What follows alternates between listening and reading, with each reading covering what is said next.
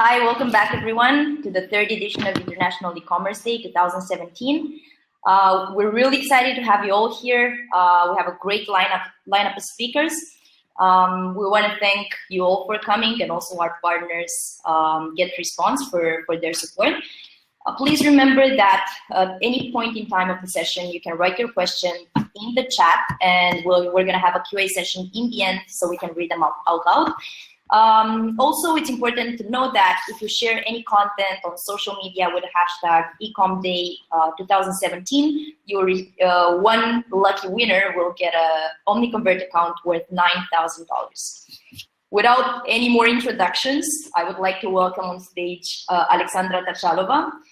She's a digital marketing consultant, and she has a column on Moz blog and Search Engine Journal. She's helping digital businesses to open new markets and boost sales. And today she's going to talk about why her content doesn't bring traffic and leads.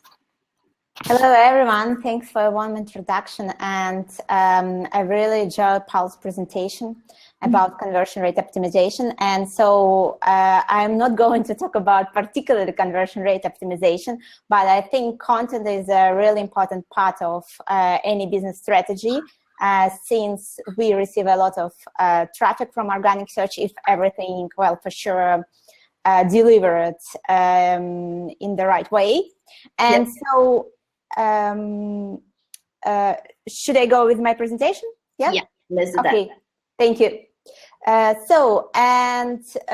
before that, I have a question to you guys. Do you have a company blog, or do you publish any content on your site? Well, I believe the answer is yes. Well, unfortunately, I can't see a chat, but I believe the answer is yes, even if you weren't typing anything there. And I often see that different digital marketers, as well as business owners, they're trying to figure out why their content doesn't bring traffic, leads, sales, well, and everything related to that. And well, actually, the answer is very, very simple, because it doesn't rank high in Google. And but you'll tell me, wait, but what about social traffic? Everyone tell that you can promote your content on social media and you will receive traffic from that channel. So that's how social traffic performance looks like. So that's, you will see on my screenshot that I pointed out less clicks and more clicks. Let me explain what I meant here. So basically, that's a graph from my website, and that's and you can see that a couple of weeks ago we were posting more, and well, for sure we had better engagement. And that's affected the number of visitors that we were receiving from social media channels. So basically, we received more clicks because we were posting more, and then we started to post less, and that's why we received less traffic. So if we talk about social traffic, you need to post more, and you need to do it regularly in order to generate traffic flow from that channel. That's why I don't think that social traffic is the best traffic you can generate, because it requires a lot of effort. And it requires a lot of efforts in terms of being present and doing that on a regular basis. So basically, if you don't do that, you're not going to receive anything. And that's about organic traffic. So you see a line, and that's a line that I'm talking about. And so that's a trend, just, you know, to see that it's growing. Still, it has ups and downs, but the trend is positive. So, and that's what you can expect from organic traffic. Well, I'm not trying to tell that generating organic traffic is a lot easier than just, you know, social media. Yes, it requires more effort sometimes, but you don't need to do it on a regular basis, like posting on social media on a daily basis in order to receive a stable flow of traffic. Once you're getting it, once you're getting in Google and ranking well, you're going to receive that traffic. So that's why if we compare social media traffic and organic traffic, social media will, well, let's say, will require from you more efforts in order to have a stable flow of users and then leads and then clients. And that's why I think in that case, organic traffic wins. And here is like, but there was like things that more generic. I was talking about my personal sites, and let's talk about things let's say closer to e-commerce. And for sure, I thought like, why not to take about look at Shopify.com blog, and that's well, I think one of the most popular blogs about e-commerce. Well, as I found, it was rated as one of the best blogs for people who are interested in e-commerce. And I decided to make a quick analysis of their content performance. So what I've done, I've took all their posts that have been published for the last 6 months, and that's a bit less than 400 posts. So that's 376 posts. That's what they generated. And I looked at their social media metrics. So how many social media shares they've generated, as well as links, so the number of referring domains, and the last one was organic traffic. And I structured, so you see, I structured these in that way that you can see the importance so of each metric. Well, they are not necessarily correlate with each other, but well, I would say they affect each other, because without referring domains, you're not going to get organic traffic. And social shares help you generate referring domains. That's why social share, that's the basic step, and it's easy to reach. Then you have referring domain that requires social media outreach, as well as not particular social media outreach, I would say more email outreach. And then if everything okay with those two stages, you're going to receive organic traffic. But that's, well, I would say that's okay. But let me remind you that there's Shopify blog that actually has a lot of links, a lot of authority, and that's a huge website. And what I found also that, well, roughly more than 0.5% of their posts that I analyzed have zero organic traffic. So no, well, Google doesn't rank those posts at all. And what I can say from these, that actually half of their posts just a waste of time, because they were published, but nothing happened then, because they weren't, so they received a little bit of social media traffic, because they, well, more or less they were shared on social media channels, and that's it. Nothing, well, really happening with those posts. And so my thought here that that's the Shopify.com blog, and they can actually afford it. I would say afford it, because they can post so many posts per month. And well, that's why the half of them, they don't care actually. If the half of them are ranking well, that's good. The rest of others, who cares?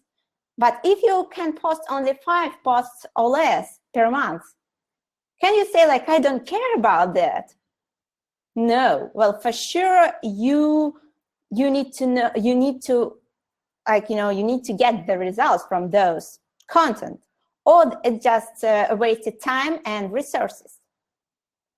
And so, well, that's why today I want to share with you a step-by-step process for developing an effective content strategy that will guarantee that all your posts, not half of them, but all your posts that you're going to generate, will get enough links to begin receiving traffic from Google. And I have been working on improving and updating this process for a quite long time. I do consultancy. I work a lot with content. And well, I run columns about content marketing on Mozblog, on Search Engine Journal. And so, well, you can just go to those posts as well and find that I was like, changing, improving my strategy and the whole process. And that's why I think this approach, it's a really solid one, and it will help you avoid creating content that will never rank in Google. And I think that the most important things here, that you shouldn't write content for the sake of content if you don't know whether it's going to appear in Google or not.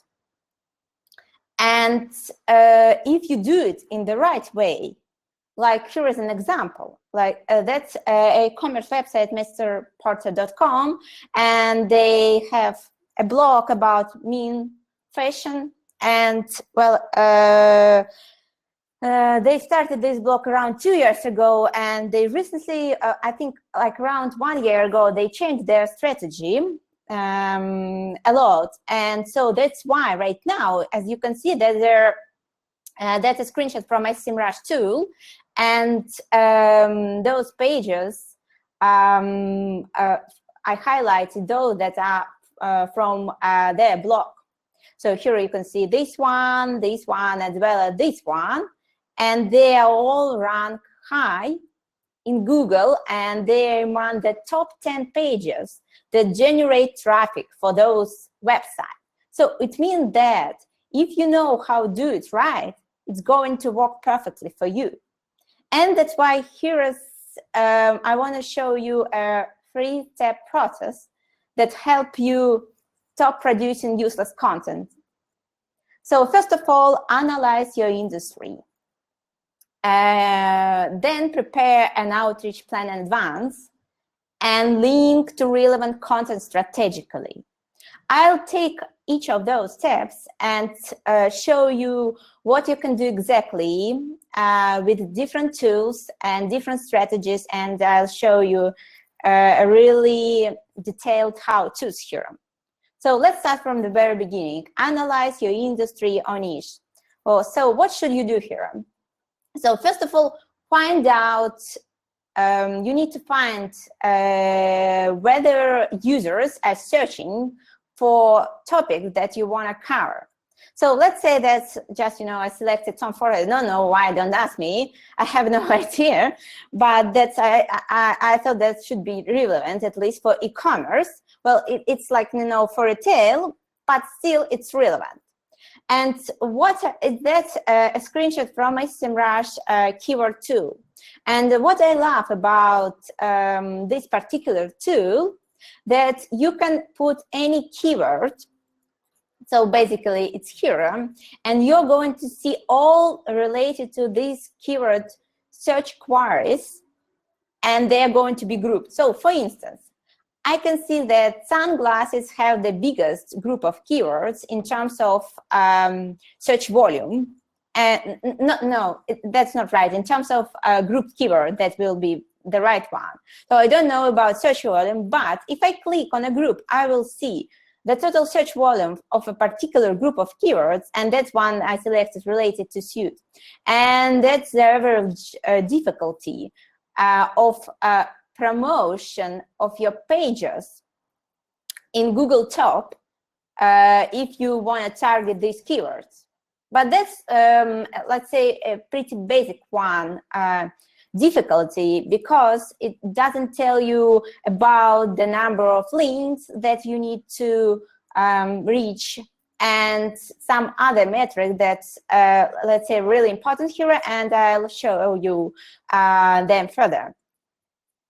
So the next stage will be about analyzing URL that rank in SERPs in top 30, because I would say going deeper than top 30 doesn't won't help you, I would say, because if you can't enter top 30, then those topic and those keyword, they're not going to work for you. So here are what you need to do. So let's say you selected a keyword, and that's, well, I believe that was related to Tom Ford suits or something like that. And so what you need to do, you need to analyze what kind of URLs appear by this keyword in Google in top 30. And so you grab those URLs. So basically that's a screenshot from SEMrush. But what you can do here, you can go just in Google and collect those keywords. That's one option. Or if you use any tools for position tracking, so position tracker, what you can do, you can collect all keywords that you wanted to analyze in terms of the difficulty of getting into SERPs and in terms of analyzing the competitive landscape. So you can put the list of keywords that you want to analyze, and you can start a tracking campaign and get those URLs at once, which might be a better option here actually. And then you go to Ahrefs. That's another one tool. Actually, you can also go to Majestic, but I mostly use Ahrefs. That's my personal preference, but I don't limit your list by Ahrefs. You can go to Majestic. And what you need to do, you need to pull the list of URL that you have. And both of tools, Ahrefs and Majestic, they have a batch analysis tool. And so you can put a list of, in Ahrefs, as I remember, you can put up to 200 URLs at once. In Majestic, you can then put up to 10,000, which might be a better option if you have a big list. And so you're going to get the number of referring domains by each URL. So you can understand, basically, here is a more detailed screenshot that help you understand how it's going to look like the final table. And so you can see, so here is the URL, here is the domain name that also ranking in Google, and here is the number of referring domains for URL as well as for domain. So for this one column. So what you can understand from these, that on average, as I can see, you need around, well, I would say per URL around 10 links you need, or might be less. If your domain has relevant to this number of referring domains. So basically, your domain's backlink profile similar to these numbers, an average of these. Otherwise, it's going to be for you really hard to rank by your URL, by this particular keyword, term for use. Well, just because the competitive landscape looks like that. However, it's possible, but I don't know, you need to reach 2 times more, maybe 3 times more referring domains than an average landscape number is. And then, well, definitely you're going to appear, but that requires more effort. So you need, and that's how you can just, you know, understand how much effort it's going to take in order to rank in Google by a particular keyword if you want to write a content about this. So basically, it helps you build an understanding about this and make it more strategical for sure.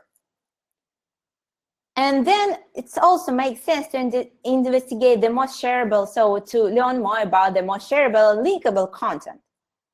And the reason behind that, it helps you for sure, first of all, let's say collect some ideas about what you can write, and also it helps you understand what other blogs were writing about this.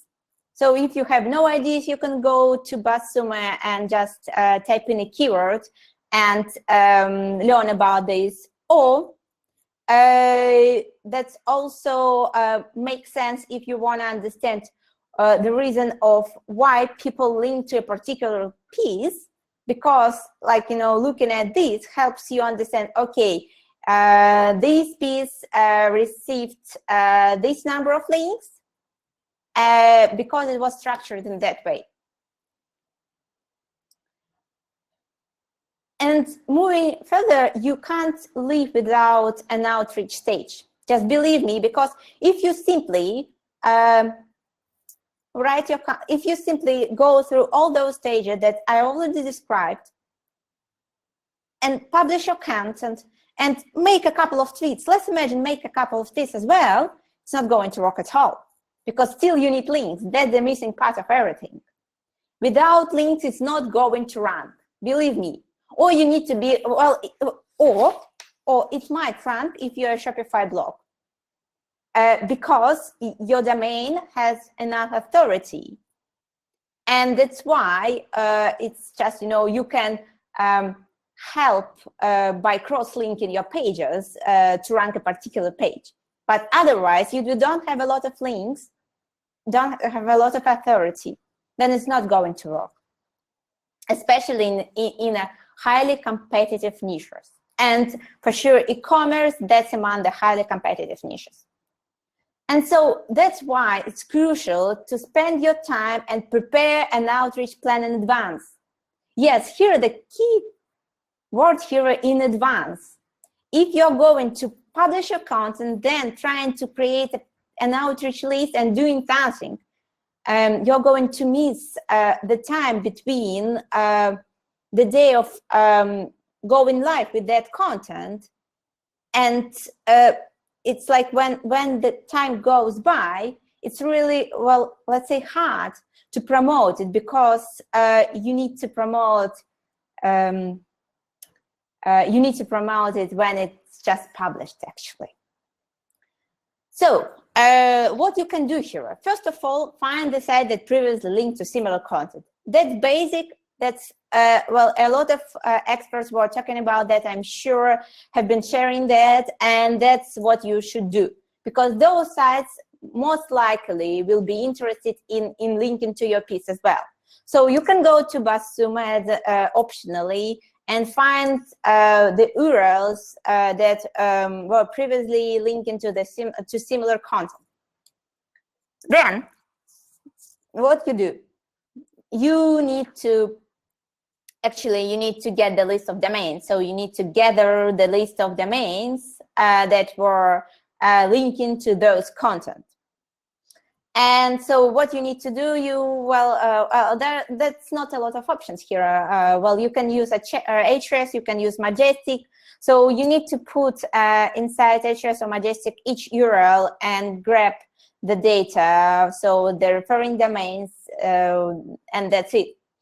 Basically, when I do that, also, I try to look through those domains, because it helps me understand the reasons between, let's say, the reason why a particular domain added a link to this domain, let's say.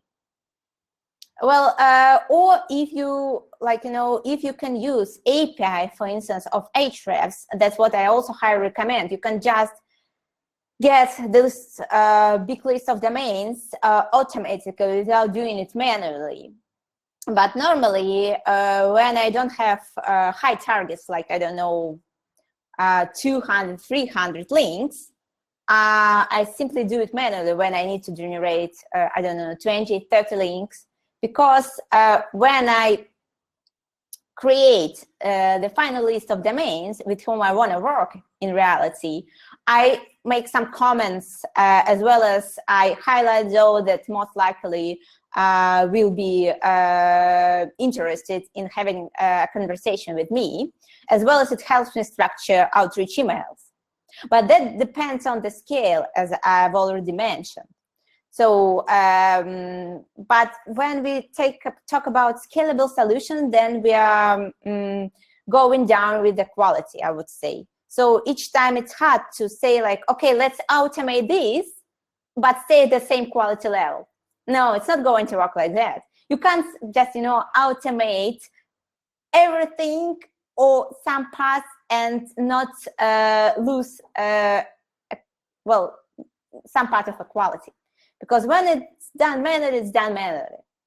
It's carefully selected, carefully outreach, and everything related to that. So just keep in mind that. And so, well, for sure, we have different options of creating our connecting with people. That might be social media channels as well, but I prefer emails. I think that's the best way, because if you use simple tracking systems, like, I don't know, I use Yesware, and there's a bunch of different options as well. I don't promote Yesware because I don't know, it's like Mix, something like that. It's even better. I've heard that it's a better one, but I just pay for Yesware, that's why I use it. So never mind about this. So what you can do, you can track with even Yesware whether a particular email was open or not, and you can then restructure your strategy based on this and send only follow-ups to those that have ever opened your email, at least, or opened a couple of times. So it depends. But talking about email outreach, you need to have emails. That's why I recommend to use Hunter.io. That's a perfect tool for doing that, and I was able, actually, Hunter.io helped me a lot in my previous campaigns, and well, I recommend it a lot. And that's definitely among the tools that I recommend you to use here. And so you gather those URLs, then you carefully select the one that you want to have a conversation with, and then you go through Hunter.io getting emails, personal emails, which is really important here, because you can, as you can see, you can create all personal, generic, and so yeah, you need personal ones. That will be the best one. And then you can also, well, for sure, so talking about social media, with the help of BuzzSumo, going back to BuzzSumo, you can find Twitter users that shared similar content.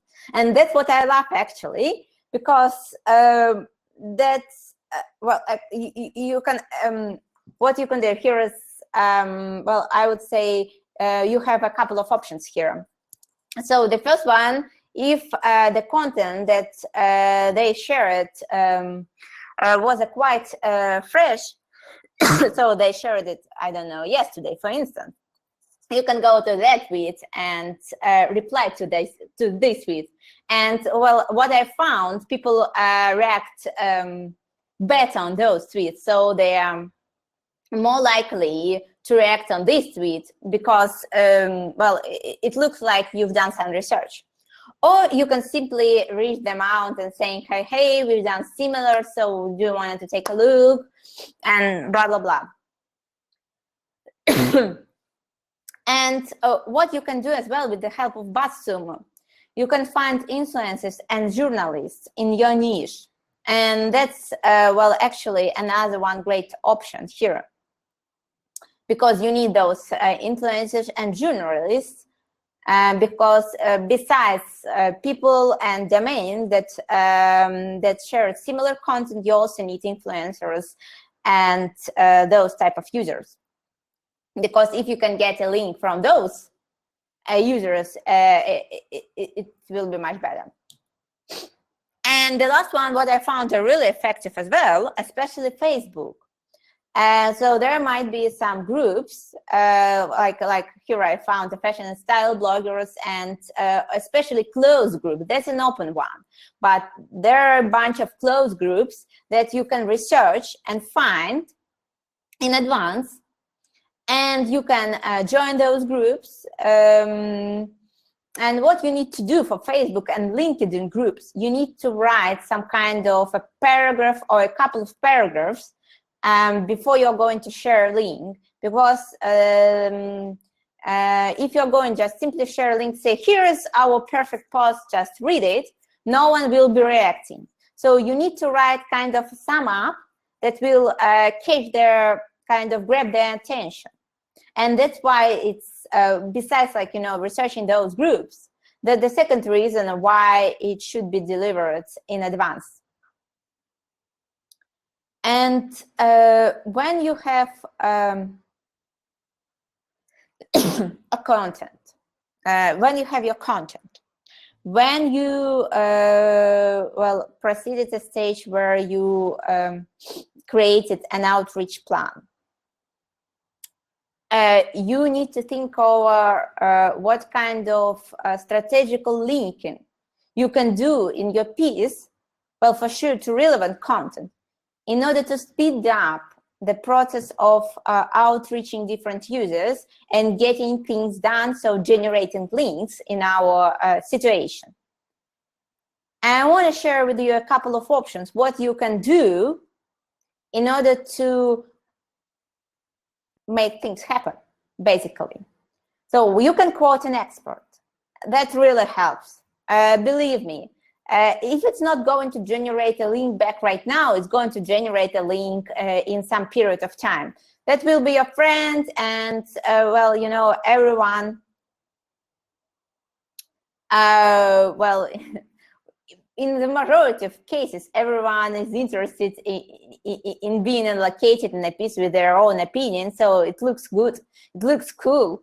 You're a real professional, people coming to you and asking your opinion, and that's a brilliant way of involving especially industry professionals, bloggers and experts in your content, and adding value to your content as well. Because people who are reviewing your content, they will, they have a relationship with those guys or those guy, so they're really cool. So that's like, you know, kind of benchmarks that people see, and that's adding value to your piece, to your final work.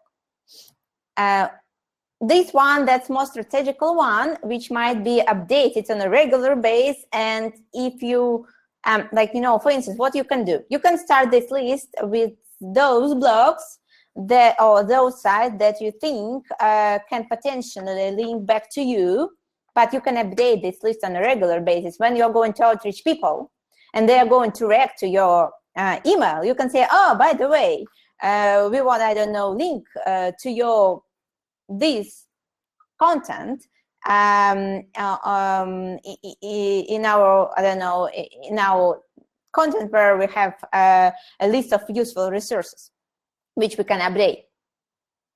And that's a really easy way, and well, it works.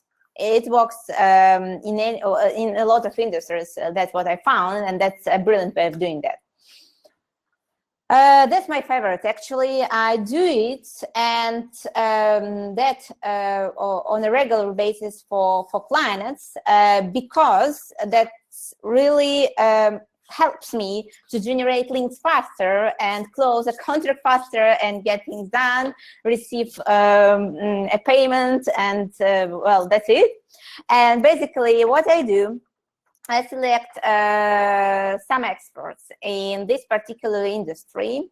And so some time ago, I've done a comprehensive research for a client, and that was related to affiliate industry, travel affiliate industry. And I have involved 50 different affiliate experts, and I've asked them different questions that was for sure aligned with my research in order to edit their insights that I were able to collect in my final content. So, and that's what you can do. So basically, you do a piece that might not be necessarily research, that might be also a case study, something, well, I would say something more practical rather than theoretical.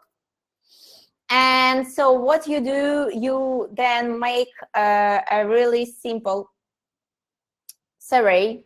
Well, I've recently started to use, I was previously using Survey Gizmo. Yes, Survey Gizmo, I believe. And I've recently tried Typeform, and I think Typeform is better. It's more interactive. It looks more interesting for people that you are reaching. I recommend Typeform. Well, it's better than Survey Gizmo from my perspective. And so you put those questions, should be like a small one, not more than 5-6 questions. Don't go just, you know, too much with that. And then what you do, you list all those experts. You can leave them as here as just a list. You can leave them with photos, whatever you prefer. And they're going, well, for sure, link to your content back because they were honored to be involved. Because they, well, actually, because they see that a lot of people are cool experts, they also were participating in this, as well as, well, basically, that's a good piece that they spend their time, so why not to link? And so just going through this really quickly to sum up everything, I would say that each time you think about writing anything, if you are especially on a shoestring budget, you need to think over how it's going to affect your business, because you're going to invest your time and money in producing that content. Even if it costs not so much, I don't know, $100, still it's money. And well, it might make sense to spend more time, definitely. My strategy, my process, it requires more time, but it helps you guarantee the results and not, well, in the end of the day, staying with a lot of content that doesn't rank in Google that you need to rewrite, or you need to hire a consultant like me in order to find why it's not getting any visitors and what you need to do with this content. And so, well, a lot of reasons that are related to this. And so I think just before you're going to write something, think over that, evaluate the risks, and well, if you can allocate your time in analyzing your landscape and doing it right, do it right. So I recommend to do it right from the very beginning, because then it takes much more time and efforts in order to fix it and in order to write the right content. Well, yes, that's basically my idea here. And I hope that my process will help you generate a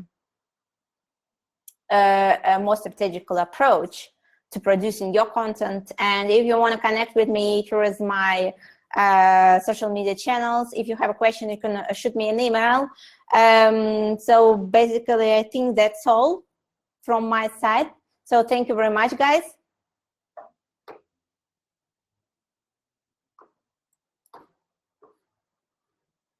Should I stop sharing my screen?